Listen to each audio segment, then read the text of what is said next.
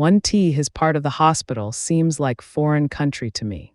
There's no sense of the battlefield here, no surgical teams in gore-stained scrubs trading witty remarks about missing body parts, no steely-eyed administrators with their clipboards, no herds of old drunks in wheelchairs, and above all, no flocks of wide-eyed sheep huddled together in fear at what might come out of the double steel doors.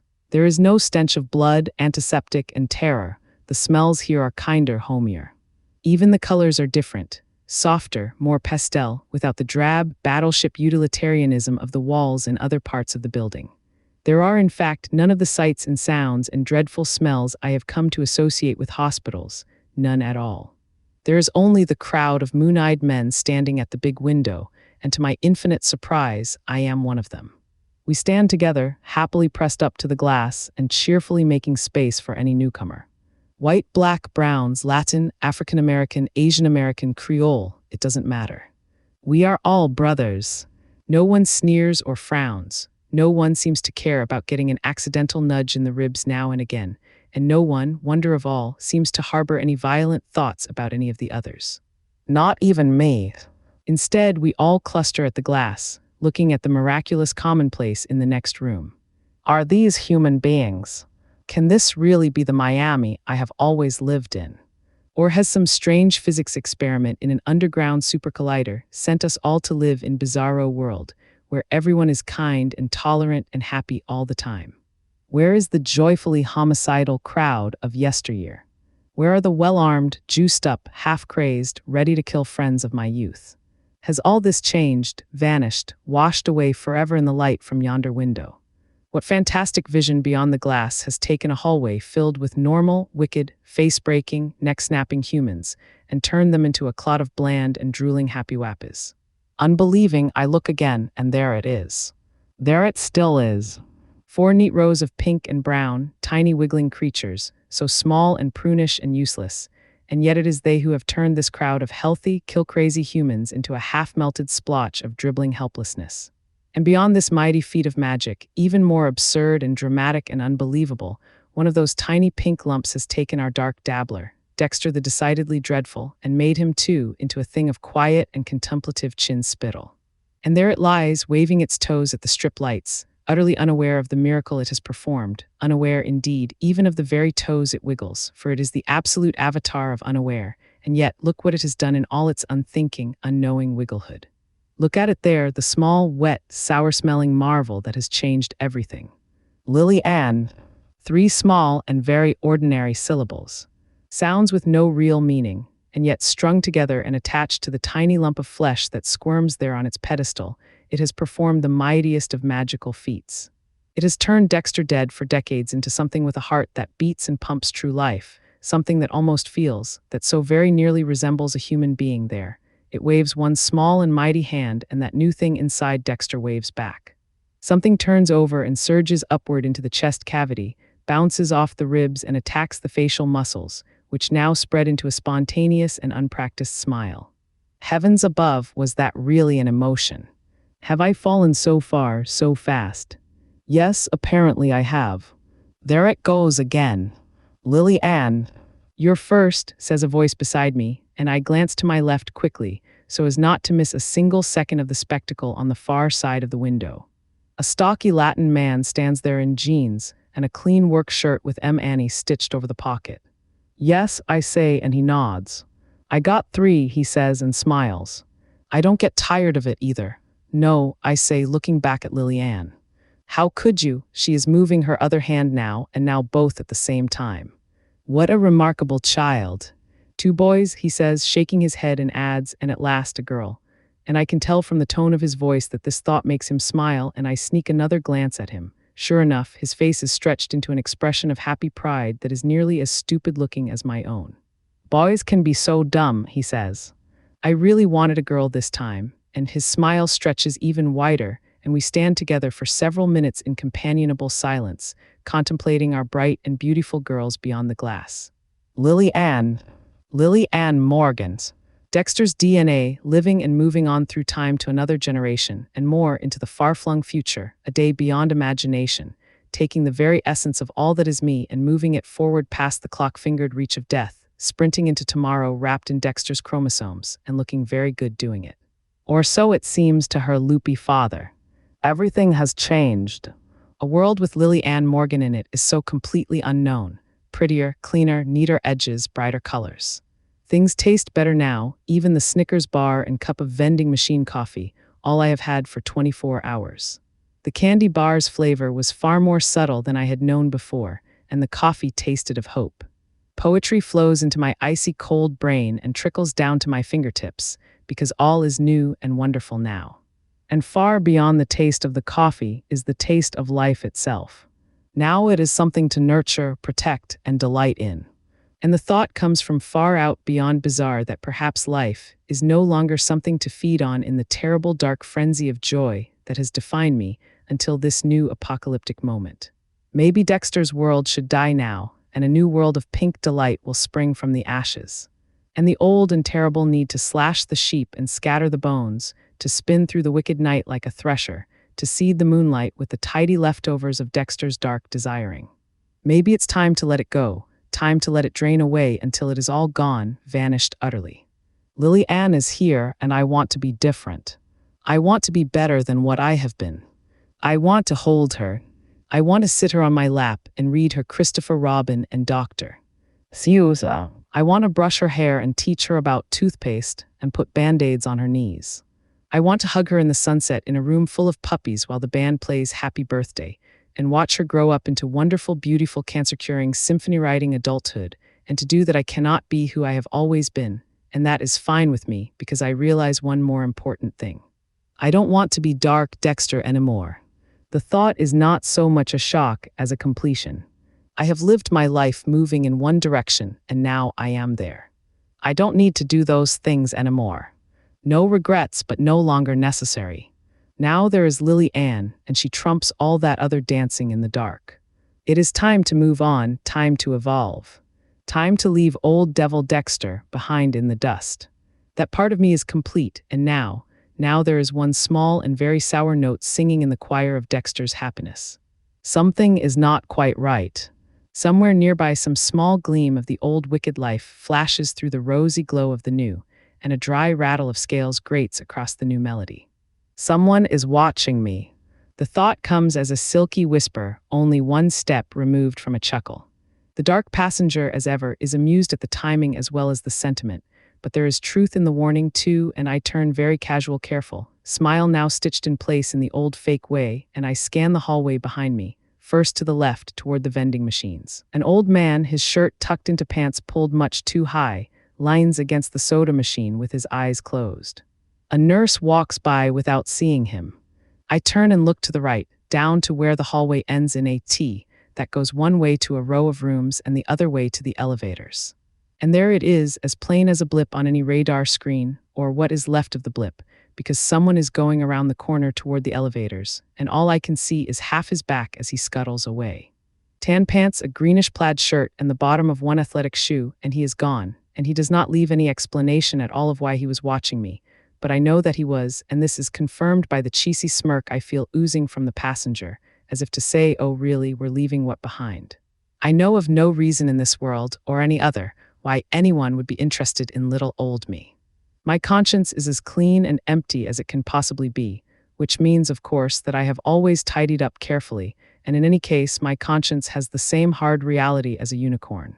But someone very definitely was watching me, and this is oh so more than slightly bothersome, because I can think of no wholesome and happy reason why anyone would want to watch dull as dishwater Dexter, and I must now think that whatever threatens Dexter might also be a danger to Lily Ann, and this is not a thing that I can allow. And of course, the passenger finds this highly amusing, that moments ago I was sniffing the bright buds of spring and forswearing the way of all flesh, and now I am once again up on point and eager to slay, but this is different.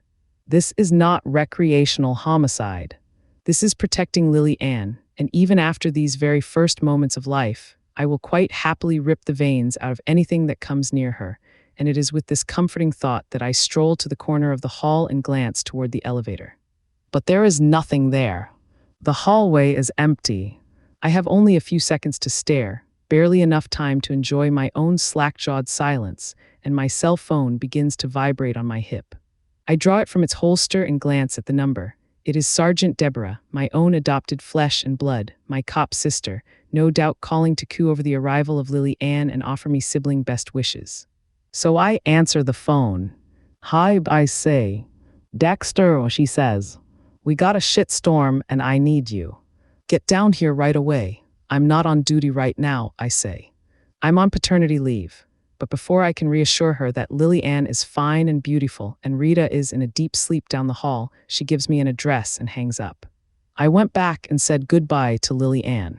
She waved her toes, rather fondly, I thought, but she didn't say anything. 2T he address Deborah gave me was in an old part of Coconut Grove, which meant there were no high-rises or guard booths. The houses were small and eccentric, and all the trees and bushes spread up and out into an overgrown riot of green that hid almost everything except the actual road. The street itself was small and darkened by the canopy of overhanging banyans, and there was barely room for me to steer my car through the dozen or so official vehicles that had already arrived and claimed all the parking spots. I managed to find a crevice beside a sprawling bamboo plant about a block away. I wedged my car in and took the long hike back, lugging my blood spatter kit. It seemed much heavier than usual, but perhaps it was just that being so far from Lily Ann sapped my strength. The house was modest and mostly hidden by plant life. It had a flat, tilted roof of the kind that had been modern 40 years ago, and there was a strange and twisted chunk of metal out front that was probably supposed to be a sculpture of some kind. It stood in a pool of water, and a fountain squirted up next to it. Altogether, it was the very picture of old Coconut Grove. I noticed that several of the cars parked in front looked rather Federal Motor Pool-ish, and sure enough, when I got inside, there were a couple of gray suits in among the blue uniforms and pastel guayabras of the home team. They were all milling about in clusters, a kind of colloidal motion made up of groups, some doing question and answer, some forensics, and others just staring around for something important to do to justify the expense of driving over here and standing at a crime scene.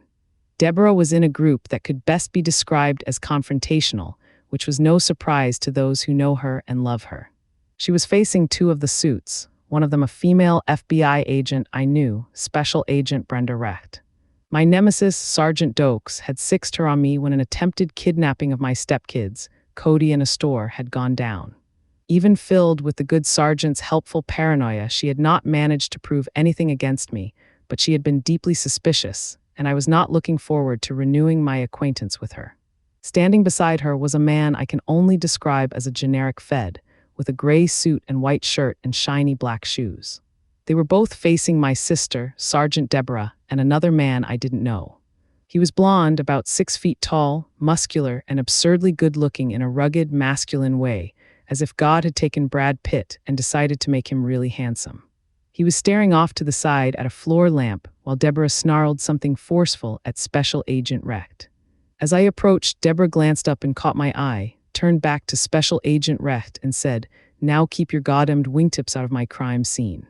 I have real work to do," and she turned away and took my arm, saying, "Over here. Take a look at this." Deborah dragged me toward the back of the house, muttering fucking feds to herself, and because I was so very much filled with love and understanding from my time in the maternity ward, I said, "Why are they here? Why are they ever here?" Deb snarled. "They think it's kidnapping, which makes it federal. Which also makes it impossible for me to do my fucking job and find out if it's kidnapping, with all those assholes in their goddamned Floorshimes clomping around. Here," she said, switching gears very smoothly and propelling me into a room at the end of a hall. Camilla Fig was already there, crawling across the floor very slowly on all fours on the right side of the room and avoiding the left side altogether. That was a very good idea, because the left side of the room was so spattered with blood that it looked like a large animal had exploded. The blood glistened, still moist, and I felt a twitch of unhappiness that there could be so much of the awful stuff. "Does that look like a fucking kidnapping to you?" Deborah demanded. "Not a very efficient one," I said, looking at the huge smear of blood. "They left almost half of their victim behind. What can you tell me?" Deborah said. I looked at her, feeling mildly annoyed at her assumption that I would know what had happened instantly, on first look, by some kind of instinct. "At least let me read the tarot cards," I said. "The spirits have to come a long way to talk to me. Tell them to hurry," she said. I got the whole fucking department breathing down my neck, never mind the feds. Come on, Dex, there must be something you can tell me. Unofficially, I glanced at the largest splotch of blood, the one that started in the middle of the wall over the bed and went in all directions. Well, as I said, unofficially, it looks more like a game of paintball than a kidnapping. I knew it, she said, and then frowned. What do you mean? I pointed at the red splat on the wall. It would be very difficult for a kidnapper to inflict a wound that did that, I said. Unless he picked up his victim and threw him at the wall at about 40 miles an hour. Her, Deborah said. It's a her, whatever, I said. The point is, if it's a child small enough to throw, then she lost so much blood here she has to be dead. She's 18 years old, Deb said. Almost 19. Then assuming she's average size, I don't think we want to try to catch somebody who could throw her that hard. If you shoot him, he might get very annoyed and pull off your arms. Deborah was still frowning. So you're saying this is all fake, she said.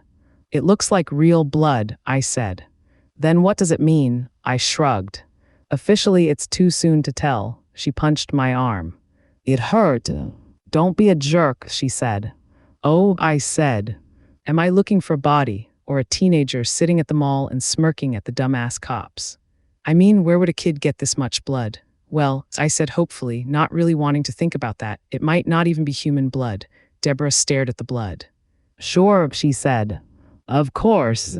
She gets a jar of fucking cow blood or something, throws it at the wall, and takes off. She's scamming her parents for money. Unofficially, it's possible, I said. At least let me analyze it. I got to tell those assholes something, she said. I cleared my throat and gave her my best Captain Matthews imitation. Pending analysis and lab work, there's a very real possibility that, the crime scene may not be. Evidence of any actual crime. She punched my arm again, right in the same spot, and it hurt even more this time. Analyze the fucking blood, she said. Fast, I can't do it here, I said.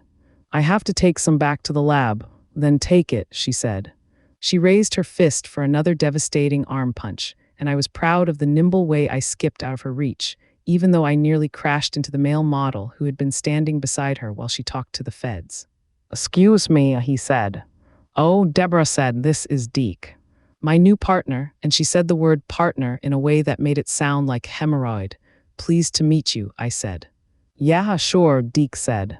He shrugged and moved off to the side, where he could stare at Camilla's rear end as she inched along the floor, and Deborah gave me a very eloquent look that said many four-letter things about her new partner. Deke has just come down from Syracuse, Deborah said in a voice pleasant enough to peel paint. 15 years on the force up there, chasing stolen snowmobiles. Deke shrugged again without looking. And because I was careless enough to lose my last partner, they decided to punish me with him. He held up one thumb and then bent over to see what Camilla was doing. She immediately began to blush. Well, I said, I hope he works out better than Detective Coulter. Coulter, Deborah's previous partner, had been killed as part of a performance art piece while Deborah lay in the hospital, and even though his funeral had been very nice, I was sure the department was watching Deborah very carefully now, since they frowned on cops who developed the habit of carelessness with partners. Deborah just shook her head and muttered something I didn't quite catch, although I heard several hard consonants in it. So because I always try to bring cheer wherever I go, I changed the subject. Who is that supposed to be? I said, nodding at the gigantic bloodstain. The missing girl is Samantha Aldovar, she said. 18, goes to that rich kid's school, Ransom Everglades. I looked around the room. Aside from the blood spatter, it was not a remarkable room. Desk with chair, a laptop computer that seemed to be a few years old, an iPod dock. On one wall, happily unmarked by blood, was a dark poster of a pensive young man. Underneath was labeled Team Edward, and below that, Twilight. There were some nice-looking clothes hanging in the closet, but nothing extraordinary. Neither the room nor the house it was in seemed like it belonged to somebody wealthy enough for fancy prep school, but stranger things have happened, and there were no bank statements pasted up on the walls that I could see. Was Samantha faking her own kidnapping to get money from her parents? It was a surprisingly common ploy, and if the missing girl had been surrounded by rich kids all day, it might have created pressure on her to come up with some designer-labeled jeans of her own. Kids can be extremely cruel, bless them, especially to someone who can't afford a $500 sweater. But the room didn't tell me enough either way. Mr. Aldovar might be a reclusive billionaire able to buy the entire neighborhood while flying to Tokyo for sushi. Or perhaps their financial means really were modest, and the school gave Samantha financial aid of some kind. It didn't really matter. All that mattered was to make sense of that horrible wet splat of blood and get it cleaned up. I realized that Debs was staring at me expectantly, and so rather than risk another knockout punch to my triceps, I nodded at her and exploded into vigorous action. I put my kit down on the desk and opened it. My camera was right on top, and I snapped a dozen pictures of the stain on the wall and the area around it. Then I went back to my kit, took out a pair of latex gloves and pulled them on. I grabbed a large cotton swab from a plastic bag and a jar to hold it, and carefully approached the glistening splat of blood. I found a place where it was thick and still wet and twirled the head of the swab slowly through it, lifting enough of the awful stuff to make a useful sample. Then I carefully pushed the swab into the little jar, sealed it, and stepped away from the mess. Deborah was still staring at me as if she were looking for a soft spot to punch, but as I watched, her face softened slightly. "How's my niece?" she said, and the dreadful red splat on the wall faded to a wonderful soft pink background. "She's beyond amazing," I said. All fingers and toes in the right place and absolutely beautiful. For just a moment, something else fluttered across my sister's face, something that seemed slightly darker than the thought of a perfect niece. But before I could say what it was, Deborah's same old on-duty grouper face swam back into place. "Great," she said, and she nodded at the sample in my hand. "Get that analyzed and don't stop for lunch," she said and turned away. I closed up my kit and followed Debs out the bedroom door and down the hall to the living room. Off to the right, Captain Matthews had arrived and planted himself where everyone could see that he was on the scene and relentlessly pursuing justice. "Shit," Deborah said. But she squared her jaw and marched over to him anyway, possibly to make sure he didn't step on a suspect. I would have loved to watch, but duty sounded its clarion call, so I turned away for the front door and found Special Agent Brenda Recht standing in my path. "Mr. Morgan," she said, tilting her head and raising an eyebrow as if she were not quite sure whether to call me that or something more familiar, like guilty. "Special Agent Recht," I said, pleasantly enough considering. "What brings you here? Sergeant Morgan is your sister," she said, which did not really answer my question. "That's right," I said anyway. Special Agent Recht looked at me, then stared across the room to where Deborah was talking to the captain. "What a family," she said, and walked past me to rejoin her generic-looking partner. I thought of several very good comebacks that would have put her neatly in her place, but after all, her place was actually several rungs above mine on the food chain, so I just called out, "Have a nice day," to her back and headed out the door to my car. 3T test I needed to run to find out if the blood was human was a fairly basic one, simple and relatively quick, so I stopped for lunch even though Deborah had told me not to. Just to keep things righteous, it was only a takeout sandwich, but after all, I had nearly starved myself at the hospital, and I had rushed away from Lily Ann to work on a day off, so one small Cuban sandwich did not seem like too much. In fact, it seemed like almost nothing at all, and I finished it in the car before I even got off I-95, but I arrived at my little laboratory in a much better mood. Vince Masuoka was in the lab staring at something under a microscope. He looked up at me when I entered and blinked several times. "Dexter," he said. "Is the baby all right?" "Never better," I said, a combination of truth and poetry that pleased me more than it should. Apparently Vince did not agree. He frowned at me. "You're not supposed to be here," he said. "The pleasure of my company was requested," I said. He blinked again. "Oh," he said. "Your sister, huh?" He shook his head and then ducked back down to the microscope. "There's fresh coffee," he said. The coffee may have been freshly made, but the grounds had apparently been sitting in a vat of toxic chemicals for several years, because the stuff was as close to undrinkable as something can be and still be liquid. Still, life is a series of trials, and only the tough survive them, so I sipped a cup of the wretched stuff without whimpering as I ran the test on the blood sample. We had several vials of antiserum in the lab, so it was only a matter of adding my sample to one of them and swirling the two together in a test tube. I had just finished when my cell phone began to chime. For a brief, irrational moment, I thought it might be Lily Ann calling, but reality reared its ugly head in the form of my sister, Deborah. Not that her head is actually ugly, but she is very demanding. "What have you got?" she demanded. I think I may have dysentery from the coffee, I told her. Don't be an asshole, she said. I'm getting enough asshole from the fibbies. I'm afraid you may have to put up with some more, I said, looking at my test tube. A thin line of precipitate had formed between the antiserum and the sample from the crime scene. It looks like it's human blood. Deborah was silent for a moment and then said, fuck. You're positive? The cards never lie, I said in my best gypsy accent. I need to know whose blood it is, she said. You're looking for a thin man with a mustache and a limp. Left-handed and wearing black pointy shoes, I said. She was silent for a second, and then she said, fuck you.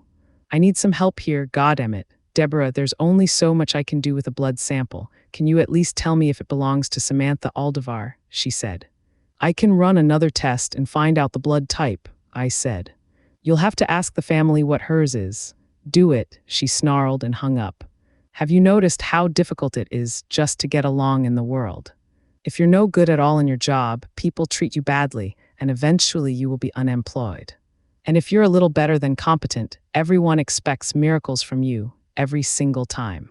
Like most of life, it's a no-win situation. And if you dare to mention it, no matter how creatively you phrase your complaints, you are shunned as a whiner. In truth, I do not mind being shunned. If only Deborah had shunned me, I would still be at the hospital admiring Lily Ann and her blossoming motor control skills.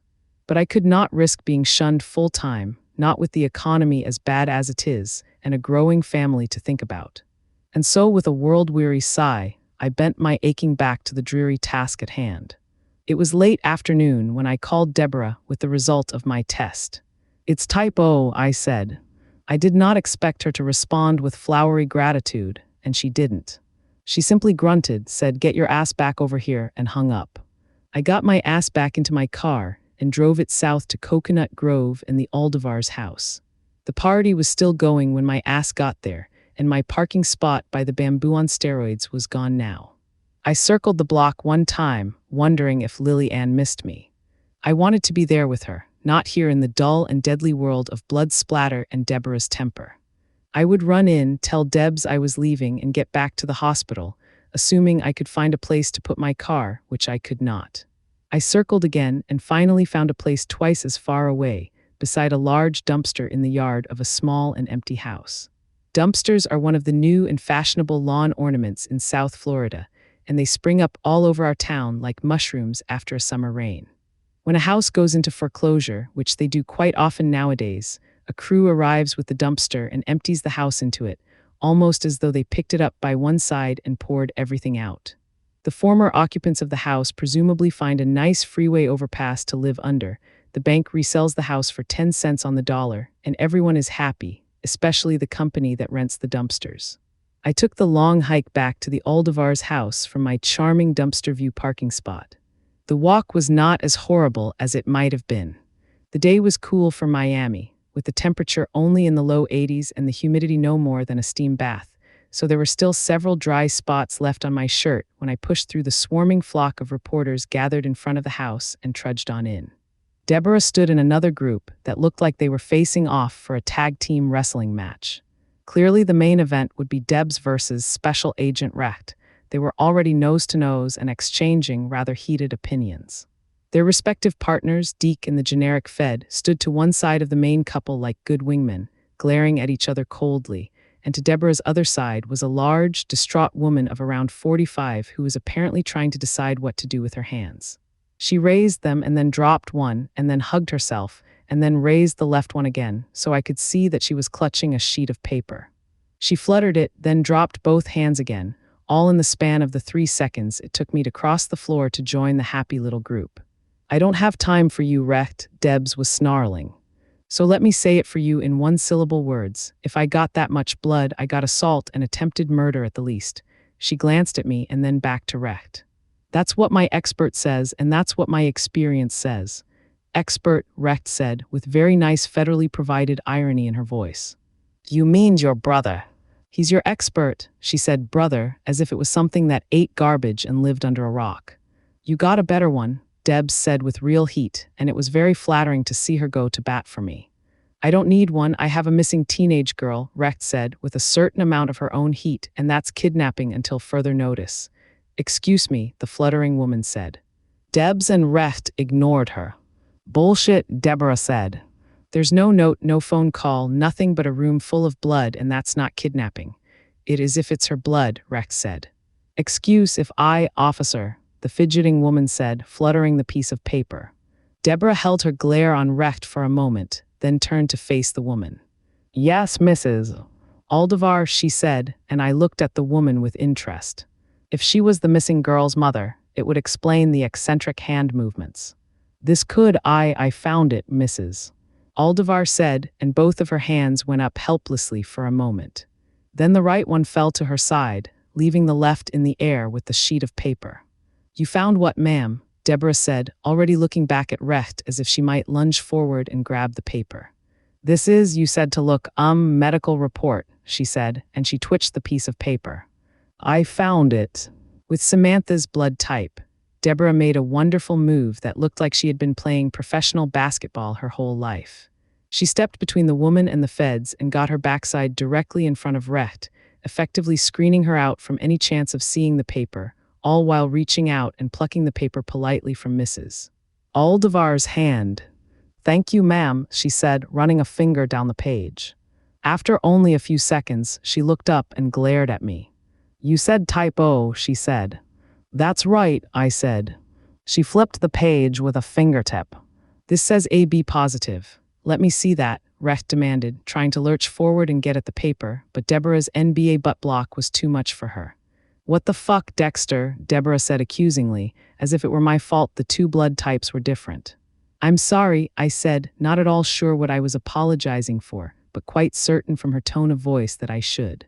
This girl, Samantha, she has AB positive blood, she said. Who has type O? Lots of people, I reassured her. It's very common, are you saying, Mrs. Aldovar tried to say, but Deborah plowed on.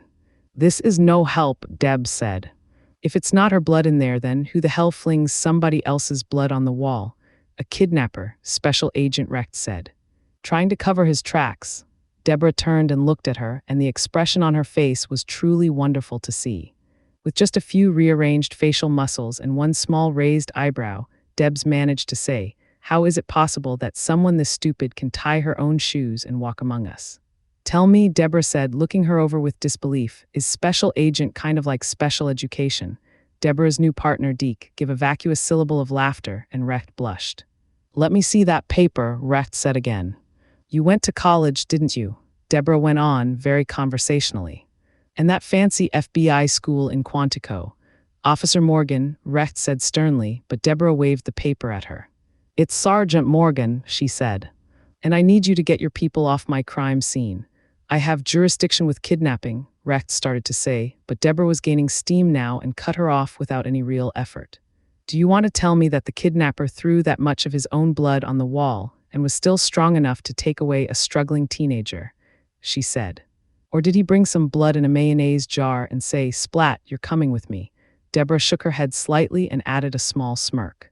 Because I can't see that either way, Special Agent. She paused, and she was on such a roll that Recht apparently didn't dare speak. What I see, Deborah said, is a girl pranking us and faking her own kidnapping. And if you have evidence that this is anything else, now is the time to whip it out. Whip it out, Deke said with a goofy chuckle, but nobody apparently noticed except me. You know very well, Recht began, but once again she was interrupted, this time by Deborah's new partner, Deke. Hey, he said, and we all turned to look at him. Deke nodded at the floor. The lady fainted, he said, and we all turned to look where he had nodded. Mrs. Aldovar, as advertised, was out cold on the floor.